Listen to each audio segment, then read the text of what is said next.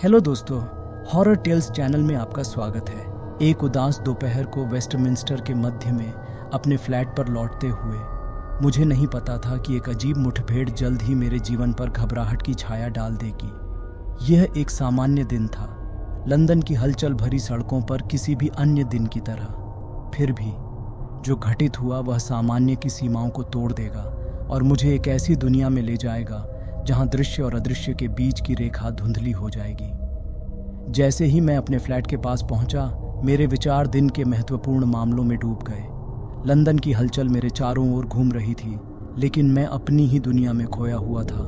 घर की सुख सुविधाओं तक पहुंचने के लिए दृढ़ संकल्पित था। जैसे ही मैं अपनी इमारत के पास पहुंचा, मैंने दूर से दो आकृतियों को देखा जो सड़क के दूसरी ओर मेरी ओर आ रही थीं। हालांकि मेरा ध्यान पूरी तरह से अपनी मंजिल पर था, फिर भी एक अजीब प्रवृत्ति ने मेरी इंद्रियों को परेशान कर दिया। मुझे आश्चर्य हुआ, जैसे जैसे वे करीब आए मैंने अपने दोस्तों टॉम और एमिली के चेहरे पहचान लिए।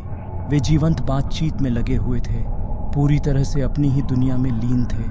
मेरी पहली प्रवृत्ति उन्हें पुकारने की थी, खुशियों का आदान प्रदान करने की थी, लेकिन उस क्षण की तात्कालिकता ने सामाजिक मेलजोल की मेरी इच्छा पर पानी फेर दिया। मेरे पास खाली समय नहीं था और मैंने जल्दी से अपने रास्ते पर चलते रहने का फैसला किया, यह उम्मीद करते हुए कि वे मुझे गुजरते हुए नहीं देखेंगे। दृढ़ निश्चय के साथ मैंने उनके पीछे सड़क पार की और अपने फ्लैट के पवित्र स्थान की ओर प्रस्थान किया। यह मुठभेड़, हालांकि यह संक्षिप्त थी, मुझे थोड़ा परेशान कर गई। ऐसा नहीं था कि दोस्तों को सड़क पर देखना कोई असामान्य घटना थी, बल्कि उनकी बातचीत का समय और तीव्रता मुझे अजीब लगी। ऐसा लगता था मानो वे अपने आसपास की दुनिया से बेखबर अपनी ही दुनिया में हों। मैंने बेचैनी को दूर कर दिया, इसका कारण लंदन के जीवन की व्यस्त गति को बताया और अधिक ज़रूरी मामलों के बारे में सोचते हुए अपने फ्लैट में प्रवेश किया। शाम बिना किसी घटना के बीत गई और मैं बिस्तर पर चला गया। टॉम और एमिली के साथ मुलाकात धीरे धीरे मेरे दिमाग से गायब हो रही थी। अगली सुबह नाश्ते की मेज़ पर ऐसा नहीं था कि पिछले दिन की घटनाएं एक भयानक और परेशान करने वाली स्पष्टता के साथ वापस आएंगी। जैसे ही मैं सुबह की चाय लेकर बैठा, मेरे फ़ोन की तेज़ घंटी ने कमरे की शांति को भंग कर दिया। मैंने इसे उठाया, तभी लाइन पर मौजूद एक अन्य मित्र की आवाज़ सुनी जो वर्षों से हमारे घनिष्ठ मित्र मंडली का हिस्सा था। उनके शब्द एक अशुभ गंभीरता से भरे हुए थे और मुझे पूर्वाभास की एक अकथनीय भावना महसूस हुई। अफसोस से भरी आवाज़ में मेरे दोस्त ने चौंकाने वाली खबर सुनानी शुरू की कि टॉम, वही दोस्त जिसे मैंने एक दिन पहले देखा था, रात में मर गया। मेरी रीढ़ में एक ठंडक सी दौड़ गई और मैंने चाय का कप फर्श पर गिराकर चकनाचूर कर दिया। मैं जो कुछ सुन रहा था उसे समझ ही नहीं पा रहा था। टॉम, जो एक दिन पहले ही मेरी नज़रों में था, जीवंत और जिंदा दिल, अब इस दुनिया से चला गया था। मेरे मित्र ने टॉम की बीमारी की परिस्थितियों के बारे में बताते हुए बात जारी रखी। ऐसा प्रतीत हुआ कि टॉम कई दिनों से बीमार चल रहा था। यह तथ्य मेरी जानकारी में नहीं था। मेरे मित्र ने स्थिति की गंभीरता पर जोर देते हुए कहा कि टॉम का स्वास्थ्य कुछ समय से बिगड़ रहा था। मैं हैरान और थोड़ा अधिक परेशान था, क्योंकि सड़क पर टॉम और एमिली की छवि मेरी आंखों के सामने घूम रही थी। अपने मित्र के साथ हुई बातचीत ने मुझे गहरे भ्रम की स्थिति में डाल दिया। मुझे टॉम की बीमारी की वास्तविकता और एक दिन पहले उसके बारे में मेरे मन में जो ज्वलंत छवि थी, उसके बीच सामंजस्य बिठाना मुश्किल हो रहा था। वहाँ वह मेरी आंखों के ठीक सामने स्पष्ट रूप से पूर्ण स्वास्थ्य में एनिमेटेड बातचीत में लगा हुआ था। इतने कम समय में वह इतना गंभीर रूप से बीमार कैसे पड़ गया? मैं अपने आश्चर्य को रोक नहीं सका और पिछले दिन की मुलाकात का वर्णन करने लगा। हर विवरण मेरी स्मृति में अंकित हो गया। पंक्ति के दूसरे छोर पर बैठा मेरा मित्र भी उतना ही चकित था। उन्होंने बताया कि टॉम के लिए एक दिन पहले अच्छे स्वास्थ्य में रहना असंभव था। बीमारी ने उन पर गहरी पकड़ बना ली थी और उनके करीबी लोगों को उनकी पीड़ा के बारे में पता चल गया था। वास्तव में वे उसकी भलाई के बारे में बहुत चिंतित थे, ये जानते हुए कि उसकी हालत तेजी से बिगड़ रही थी। इस रहस्योद्घाटन के निहितार्थ बहुत गहरे थे।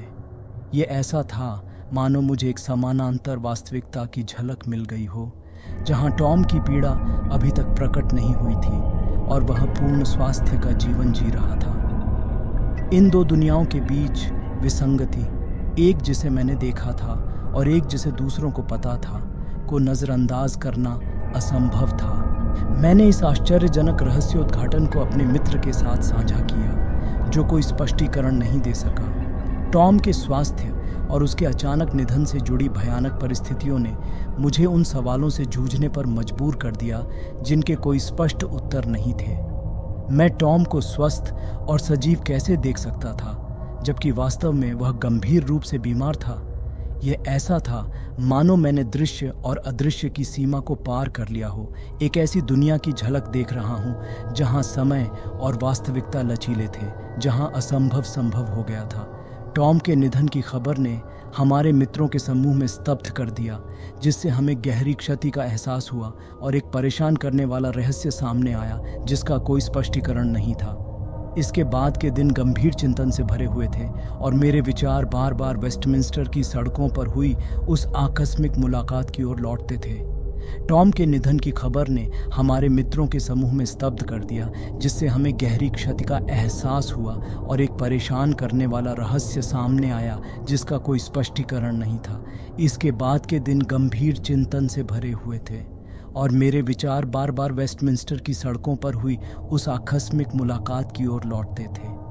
टॉम के निधन के बाद मैंने खुद को चिंतन और आत्मनिरीक्षण की दुनिया में पाया। हम जो अनुभव करते हैं और जो हमारी इंद्रियों से परे हैं, उसकी सीमाएं बहुत ही कमज़ोर हो गई थीं, और टॉम और एमिली के साथ मुठभेड़ ने एक स्थिर और पूर्वानुमानित वास्तविकता के आरामदायक भ्रम को तोड़ दिया था। टॉम का निधन एक पहेली, एक ऐसी कहानी बनी रही जिसमें असंख्य प्रश्न थे और कोई स्पष्ट उत्तर नहीं था। यह एक अनुस्मारक था कि जीवन झात और अज्ञात के धागों से बुना हुआ एक टेपेस्ट्री है, जहां अस्पष्ट सामान्य के खिलाफ ब्रश कर सकता है, जिससे हमें आश्चर्य की भावना और उन रहस्यों के लिए गहरी सराहना मिलती है जो हमारी समझ को चुनौती देते रहते हैं। उस भयानक मुठभेड़ के बाद जीवन चलता रहा, लेकिन उस दिन की यादें और उससे उजागर हुए रहस्य मेरी चेतना में अंकित हो गए। यह हमारे अस्तित्व की रहस्यमय प्रकृति का एक प्रमाण था, जहां देखा और अनदेखा अक्सर आपस में जुड़ जाता है और वास्तविकता की सीमाएं हमारी समझ से कहीं अधिक तरल होती हैं। अगर ये कहानी आपको पसंद आई हो तो वीडियो को लाइक और शेयर करें और चैनल को सब्सक्राइब करना ना भूलें। धन्यवाद।